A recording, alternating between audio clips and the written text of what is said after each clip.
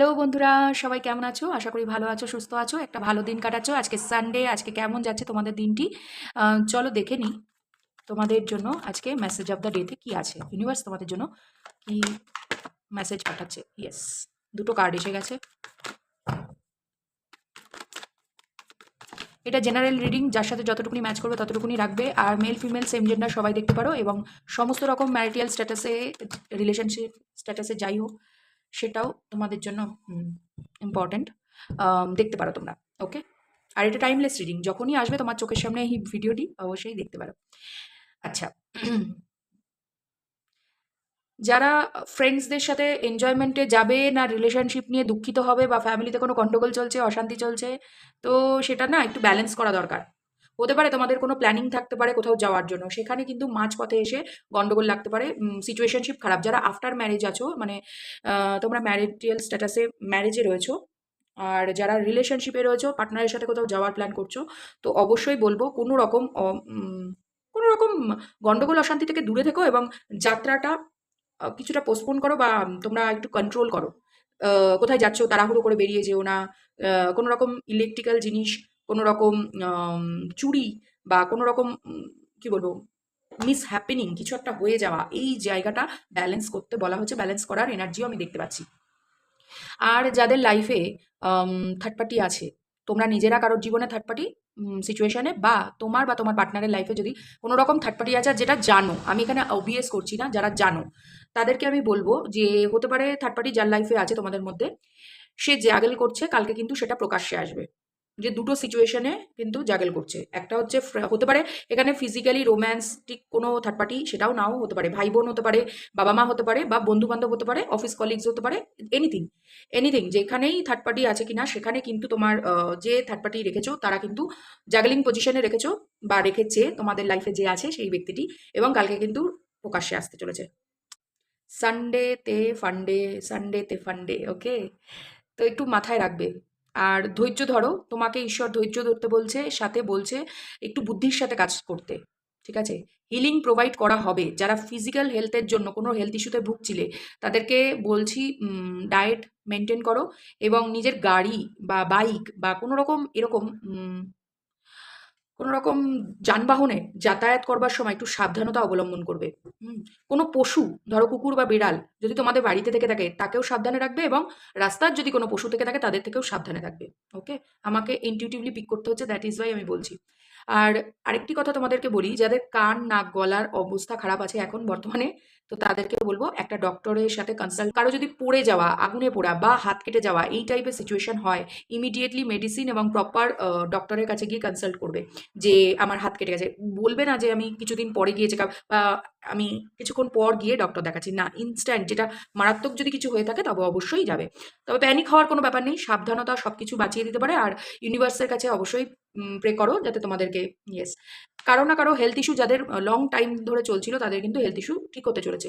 আর কিছু বেরিয়ে আসতে চলেছে।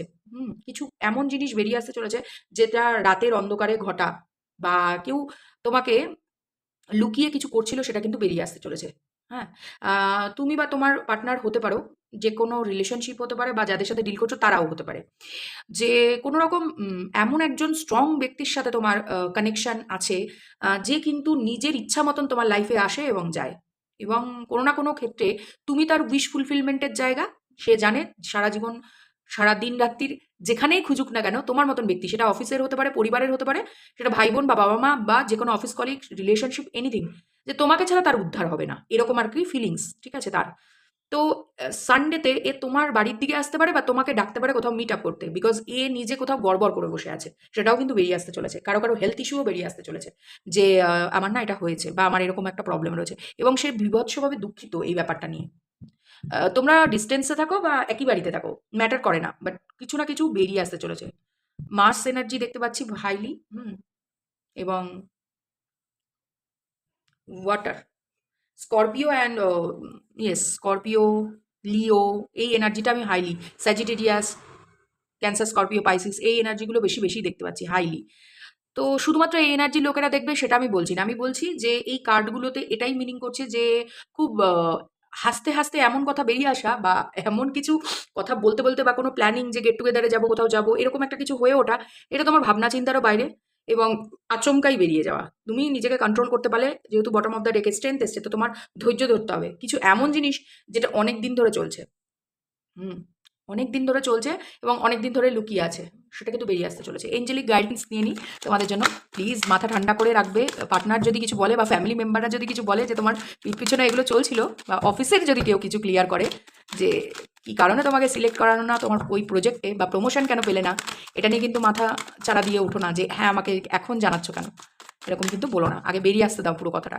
এর জন্যই স্ট্রেংথ কার্ড এসছে। Within the next few weeks কেউ না প্রচণ্ড অনেক সপ্তাহ ধরে অপেক্ষা করছে তোমাকে বলবে বলবে করে, বা তুমি জানতে পেরে যাচ্ছ এটা কারোর জন্য ভীষণ মুশকিল হয়ে যাচ্ছে যে তার মুখে কথা আটকে আছে, ঠিক আছে? তুমি বের করার চেষ্টা করছো, বাট এ অনেক মানে তুমিও ধৈর্য ধরেছো, এই ব্যক্তিও ধৈর্য ধরে রয়েছে। এবং কারো কারোর জন্য নো, যদি কোনো স্টেপ নিচ্ছিলে সেটা কিন্তু নিও না। আগে এর কাছ থেকে পুরো কথা জানতে চাও এবং জানো, প্রপার ওয়েতে অ্যাটমসফিয়ার ক্রিয়েট করো, অ্যান্ড দেন হতে পারে আচমকা এমন মাথা গরম করানোর পরিস্থিতি তৈরি হলো যে বাড়ি থেকে বেরিয়ে যাওয়ার মতন। এটা করো না।